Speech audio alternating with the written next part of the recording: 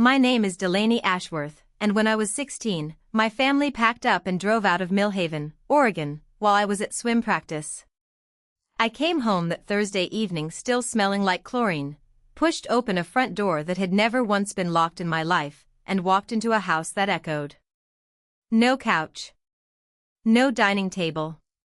No dog bed by the fireplace where our old lab used to sleep. On the kitchen island, weighted down by a ceramic rooster my grandmother had given my mother as a wedding gift, there was a single sheet torn from a legal pad. It said, "You're the capable one. You'll be fine." No forwarding address. No phone call. No warning that a moving truck had been idling in our driveway while I was doing flip turns in a chlorinated pool 4 miles away. It took me 11 years to build something out of what they left behind. Then a magazine feature with my face on the cover brought them straight back to my door, and what my father did next was worse than the note ever was. Welcome back to Quiet Storm Stories, where we sit with the women who got left holding the family together and ask what happens after they stop. If you've ever been the one nobody worried about, stay with me, because this one gets ugly before it gets honest. Drop your city in the comments and subscribe, because you'll want to be here for the ending. I stood in that doorway a long time before my legs agreed to carry me further into the house. The living room carpet still had 4 faint squares pressed into it, ghost outlines of a sectional that had crossed state lines without me. The television bracket was still bolted to the wall, empty, like a mouth with the teeth pulled. Going up the staircase, there used to be a gallery of school photos in mismatched frames. Every frame was gone except mine, which had been left face down on the bottom step, glass cracked in one corner, as if somebody had grabbed the wall's worth of pictures in a hurry and simply dropped the one that wasn't wanted. Upstairs, my bedroom was untouched. Bed made. Clothes still on hangers. Swim ribbons still pinned to the corkboard. And that detail scared me worse than the empty rooms, because it meant someone had walked past my door carrying boxes and decided, item by item, what I would and wouldn't need to start a life alone. I called my mother's cell from the kitchen, standing under that ceramic rooster. It rang twice and went to voicemail. I called again, straight to voicemail, no ring at all. I understood, 16 years old in an empty kitchen, that somewhere on I-84 my mother had watched my name light up her phone and pressed the red button on purpose. My landlord, Mr. Pruitt, showed up an hour later holding a manila folder and looking like a man who'd rather be anywhere else. He said my father had called him that morning to close out the lease early, that rent was paid through July, and that my parents had told him I'd be finishing the school year with family friends. Family friends. I stood there in my damp swim hoodie while a 60-year-old stranger explained the shape of my own abandonment back to me, and I did the thing I would spend the next decade unlearning. I told him I was fine. I called the police that same night, because people who hear this story later assume I just accepted it, and I did not. A young deputy walked the house with me, got quieter with every empty room, and finally used the phrase not technically abandonment the way you'd hand someone a rock and call it a life preserver. I was 16 years and 8 months old. The lease was paid. There were saltines and a jar of pickles in the pantry, which apparently counted as provisions. He offered to call the county and I said okay, and a caseworker phoned back 3 days later to say a girl with a paid-up house and a part-time job at the pool snack bar wasn't considered urgent. That night I slept in my childhood bed in a house with no furniture anywhere else, listening to the refrigerator hum in an otherwise silent kitchen, and the question that kept me awake was the one that would take 11 years to stop asking, what did I do? To understand what happened next, you have to go back 2 years earlier, to the year my father's construction firm lost its biggest contract and laid off half its crew, himself included. Grant Ashworth was 49 and suddenly bidding on odd jobs to make a mortgage payment that used to be automatic. My older brother Cole had been the family's bright spot, a promising college pitcher until a shoulder injury his sophomore year ended it in one afternoon. Surgery, then painkillers for the surgery, then something stronger once the prescription ran out. By the time I was 15, I knew what it meant when Cole didn't come down for dinner, and I knew which of my mother's smiles was performed for the neighbors. I'd been working at the pool snack bar since freshman year, saving tips toward a car and, eventually, college, in a coffee tin at the back of my closet. $640, counted every Sunday like a private ritual. One Sunday it was gone. I stood in the kitchen shaking, and when I told my mother, she didn't deny it. She kept folding laundry and said, "Your brother needed it more than a car did." As if the money had simply obeyed gravity, rolling downhill toward whoever was drowning loudest. I was 15. That was the day I learned my family's math. There were children who got rescued, and there was me, the one who was supposed to already know how to swim. I want to tell you plainly that I did not miss the warning signs in the weeks before they left, because for years I put myself on trial for that. 6 weeks out, boxes started appearing in the garage, taped shut and labeled in my mother's careful cursive. I asked about them at dinner. "Church rummage sale," she said, and did I want to donate my old winter coats? Cole vanished for days at a time that spring, a program through his sober living group, my mother explained, a retreat. She started taking calls out on the back patio with the door pulled shut, standing among her dead tomato plants in her slippers. I asked her once, directly, who she kept talking to. She looked me in the eye and said, "Aunt Deb, honey." Her hips acting up. She lied to me smoothly, without a single wrinkle for me to grab onto, and there is no interrogation technique on earth that beats your own mother's face when she's decided the truth isn't for you. The one piece of paper I found in that stripped garage, taped where my father's tool chest used to sit, was a receipt from Cedar Row Self-Storage, Unit 42, 6 months paid in advance, dated in January. They had rented their escape hatch a full 2 months before they used it. I stayed in the house until the lease ran out at the end of July, working every shift the snack bar would give me. When Mr. Pruitt handed the keys back to the new tenant, I had $310 and one duffel bag, and nowhere legal to sleep. So I rode my bike 2 miles to Cedar Row, because Unit 42 was the only address in the state that still had my family's name on it. When I rolled the door up, I found everything they hadn't wanted enough to take: a plaid recliner with a cigarette burn in the arm, boxes labeled Christmas, fragile in my mother's handwriting, my father's broken shop radio, one folding cot. They'd taken the family and left me the leftovers, and I noticed the cruelty of that immediately, but mostly I was just glad to be out of the rain. I slept that first night on the recliner under my own winter coat, the one my mother had tried to give away. Before I slept, I did one small thing that ended up mattering for the next 11 years. I found an empty coffee can in one of the boxes, put the note and the storage receipt inside it, and set it on a shelf like something you'd keep on an altar. Then I clipped the little brass key for Unit 42 onto my own keyring, where it stayed for over a decade. Around midnight a flashlight swept under the door and stopped. It rolled up 4 feet, and a woman in a facility polo stood there, flashlight pointed politely at the concrete instead of at me. Rosa Bidwell, the property manager, 60-something, a voice like gravel and kindness in equal parts. She looked at the cot, the duffel bag, and did the arithmetic nobody should have to do about a teenager. Then she said, word for word, "Camera on this row's been broken since spring. Real shame. Gate code changes the first of the month, folks who get in before 7 usually aren't seen by anybody, and fire code says no hot plates, no candles, no exceptions." Then she rolled the door back down and walked off like we'd discussed nothing more than the weather. In the morning there was a sleeping bag and a working flashlight sitting outside my unit, no note attached. Some people help you loudly. Rosa helped me at a volume only I could hear. The county eventually called back that summer with one official option, a foster placement 2 counties away, which meant a new high school 3 months before graduation and the loss of a state scholarship that required me to finish where I'd started. I said no thank you, and I understand if that sounds reckless, but I had already lost my family that year, and I wasn't going to lose the one thing that still had my name on it. The door that stayed open for me belonged to a woman named Mrs. Okafor, my school counselor, who didn't flinch or cry when I finally told her the truth that spring. She pulled a form out of her drawer like she'd been waiting for it, a federal law for students without a fixed address that let me stay enrolled without a guardian's signature. She got me a locker near the gym showers, a bus pass, and waived every college application fee. I graduated with honors in a gown that hid how much weight I'd lost.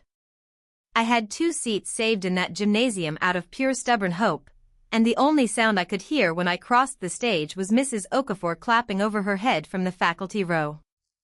A postcard arrived at the storage office 3 weeks later, Nevada postmark, no return address. Hope graduation went okay. You'll be fine. Love, Mom. She'd spent a stamp to say the same thing twice. I put it in the coffee can with the note and stopped watching the road. I won't drag you through every year of what came after, but here's the shape of it. I lived out of Unit 42 for over a year, then a room above a diner that shook every time a truck passed.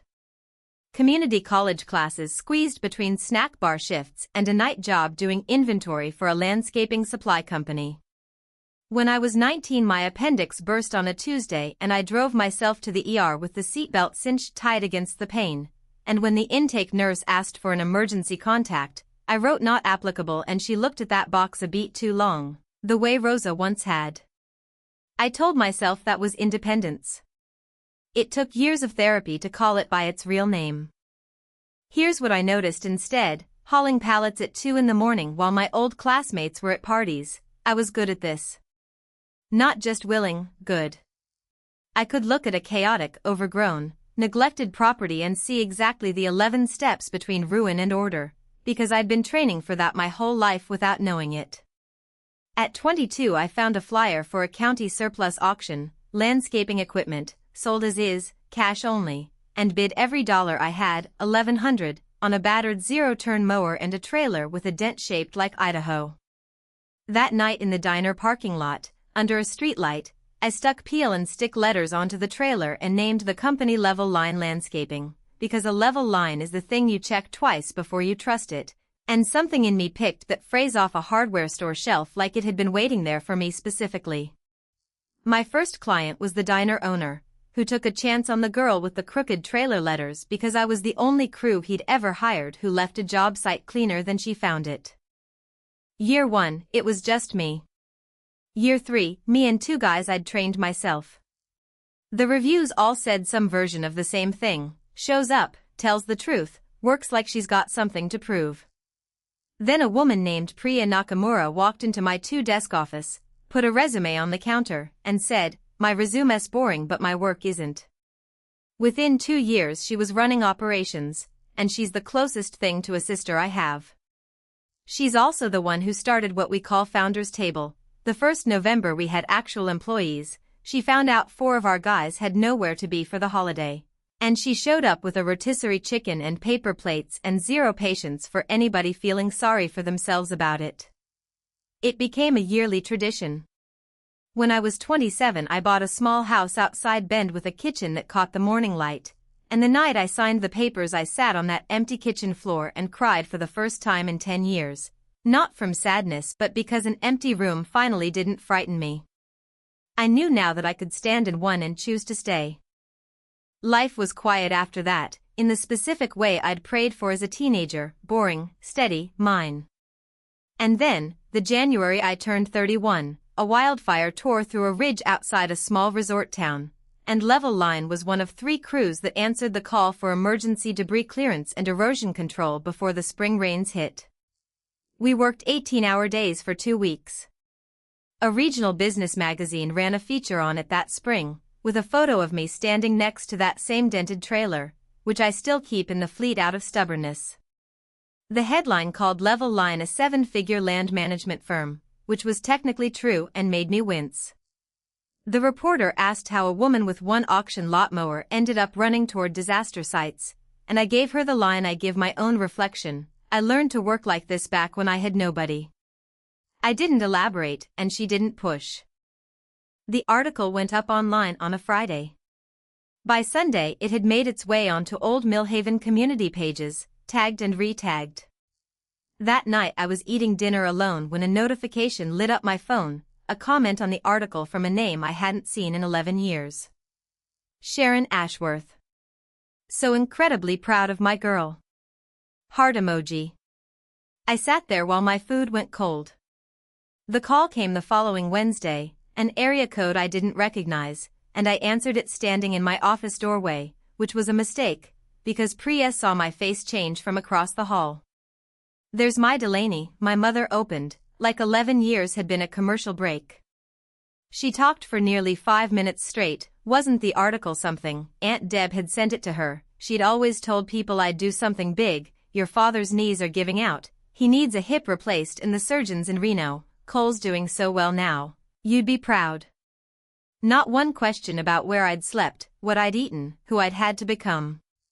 And then the line I now understand she'd been rehearsing the whole call. "We always knew you'd land on your feet, honey. We made you strong." I told her I had a meeting and hung up while she was still talking. I never gave up Unit 42.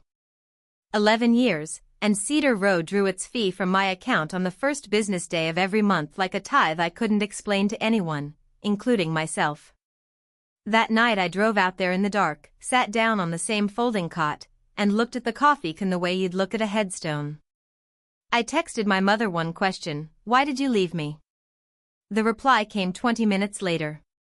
"Let's not relitigate the past, sweetheart. Family looks forward." I read it maybe 20 times, because a person who has a good answer gives it to you, and she never did. I called the storage office the next morning and gave notice on the unit, effective end of year. I said, out loud, alone in a concrete box, "I'm done paying rent on the worst year of my life." They showed up at my office 2 days later, my mother in her church coat, my father leaning on a cane, thinner than I remembered, gray at the mouth. My mother hugged me in front of my own staff, performing it at them rather than giving it to me. I took them into the glass-walled conference room on purpose, because whatever was about to happen deserved witnesses. My mother slid a folder across the table, real medical estimates, a hip surgery they were underinsured for, and then, right behind it, a second folder, a rental listing 2 streets from their new place in Reno, with a line already highlighted for a co-signer. "Family takes care of family," she said, the exact tilt of her head I remembered from every Sunday of my childhood. I asked her one question. Where was family when I was 16 and sleeping on a folding cot? She blinked and said, "A what?" 11 years, and it had genuinely never occurred to her to wonder where I'd slept, because the note had already settled it in her mind. I'd figured it out, therefore there was nothing left to know. That night I called my Aunt Deb, the one relative who'd quietly checked on me those first hard winters, leaving grocery bags with Rosa at the storage office. When I told her my parents had shown up at my company, she went quiet with the particular shape of someone finally putting down a secret she'd carried too long. The move wasn't a panicked emergency, she told me. My mother had filed a change of address in January, 2 full months before they left, the same month the storage unit was rented. The rummage sale story, the patio phone calls, all of it staged while I asked direct questions at the dinner table. And then Deb told me the part she'd sworn to keep. My mother had said, a week before they left, "Delaney lands on her feet. It'll be the making of her." She made abandonment sound like a parenting strategy. And then Deb said one more thing that undid something in me. "Honey, that note wasn't your mother's handwriting." I opened the storage office envelope she'd handed me that day, and it wasn't a letter at all. It was a pre-filled rental co-signer application with my legal name typed into the tenant fields, my employer listed as Level Line Landscaping, and a deadline circled in blue pen. All that was missing was my signature and 11 years of amnesia. I took the note out of the coffee can and set it beside an old birthday card of Cole's from when I was 12. The slant was the same left-leaning tilt, the same hurried crossbar on the T. My mother had supplied every word 12 years ago. The hand that wrote it belonged to my brother. 4 days later a letter arrived at my office with a Reno postmark, Cole's handwriting on the envelope. He didn't open with excuses. He opened with the pen. Mom dictated it standing at the counter with her coat already on. Dad couldn't make his hand do it. I was 20 and high and told myself leaving you something was kinder than leaving you nothing. Then he laid it all out, the shoulder, the pills, money owed to people who didn't send polite invoices, a program in Nevada with an open bed and low cost. And the sentence that put me on my kitchen floor, your college fund was gone by that November, Delaney. They drained it for my first stint in rehab. The one that didn't take. He wrote that our mother had told him I was the only one of us who'd survive whatever happened, and that it took him most of 6 years sober to stop believing that made it acceptable. He closed with, "You don't owe me a reply. I just got tired of you not knowing the truth." Before I'd even finished rereading it, Priya texted me a link with no words but "You need to see this now." It was a fundraising page titled "Help Grant Beat His Hip Pain," my father's photo looking small and unaware he was being photographed, and beneath the medical appeal, in my mother's unmistakable voice, a paragraph about her estranged daughter, a successful businesswoman, who has turned her back on the family that raised her. My hometown read it. My old swim coach shared it. A longtime client called Priya, gently, to ask if everything was all right, because someone had forwarded him the link. I didn't post a reply. I wrote one name on a notepad, Marguerite Solis, a family attorney a colleague had used years earlier with a difficult in-law. She listened to the whole thing, the folder, the pre-filled application, the fundraiser, without gasping once, and said this was a Tuesday for her. We drafted a cease and desist that afternoon. No contact by phone or in person, no appearances at my place of business, retraction of the public claims, or we would pursue a civil protection order, which the state grants for exactly this pattern. Nobody warns you what it feels like to sign a document asking your own mother to stop. It isn't triumphant. It's just the moment the waiting officially ends. I signed it. Marguerite reported the fundraiser, which came down within days for violating the platform's own policy against naming a private, uninvolved person as the villain of a fundraising appeal. My parents came to the office once more, my father in a wheelchair he didn't need, rented for the visibility of it, my mother's voice pitched to carry across the lobby, 11 years, and she won't even help her own father. My staff froze at their desks. I walked over quietly, said let's get you some air, and wheeled him out myself while she trailed us, performing grief at the glass. In the parking lot my father grabbed my wrist, said nothing, and just shook his head slowly, eyes wet, like a man signaling from behind a locked door. I put them in their car and told my mother one true thing before I shut the door: the next letter you get from me won't be from me. I finally told my therapist the whole story that week, the ER at 19, the not applicable in the emergency contact box, all of it, and she asked me one question I hadn't let myself hear before: who taught you that needing help is how you get left? I signed the cease and desist because Delaney at 16 deserved someone to finally close that door on her behalf. My family lit up like a switchboard once the letter went out. An uncle left a voicemail with the word lawyer said like a curse. A cousin texted, in all capitals, "She's your mother." Nobody asked what she'd actually done. The verdict never seems to require evidence when it's aimed at the daughter who stopped absorbing it quietly. My Aunt Deb was the only one who didn't scold me. She texted, "I'll set a table if you two ever want neutral ground." My mother's final voicemail wasn't tearful, which is how I knew it was real. "We didn't abandon you, Delaney. We left you room to become this. Sunday, your aunt's kitchen. Let your father see you before the surgery. Or don't, and live with it." I spent the next 2 days on the phone with the hospital's billing department in Reno and one visit to my bank, and what came of both went into a plain envelope in my coat pocket. Then I texted Cole for the first time in 11 years, "I'll be at Deb's Sunday. You should be there too." My mother wanted witnesses. Fine. I wasn't going to be the quiet one anymore. Deb's kitchen smelled like every holiday of my childhood, and my mother had arrived early with a pastor from her old church, a decent man who had no idea what he'd been recruited into. My father sat at the head of the table, thinner than I could stand to look at, and when I walked in his whole face moved before he caught it. Cole came in last, boots gray with road dust, 7 years sober written into the steadiness of his hands, and my mother's composure slipped for exactly 1 second before she recovered it. She laid out her terms with the calm of someone who'd rehearsed them for weeks, I'd withdraw the attorney's letter, help with the surgery, sign as co-signer on the rental, and all of it, her word, would simply disappear. My father put his hand flat on the table and said, quiet as anything, I wanted to go back for you. That first night. I wanted to. My mother's coffee cup tipped and spread brown across the tablecloth, and for one breath she wasn't performing at all. She told us, almost to herself, that she'd been pulled out of school at 16 to help support her own younger brother, that nobody had ever driven back for her either, and that in her house the rule had always been, the strong ones don't get rescued, they do the rescuing. Then she straightened her spine, wiped the spill, and said, so we're agreed, sweetheart, like the last 30 seconds hadn't happened.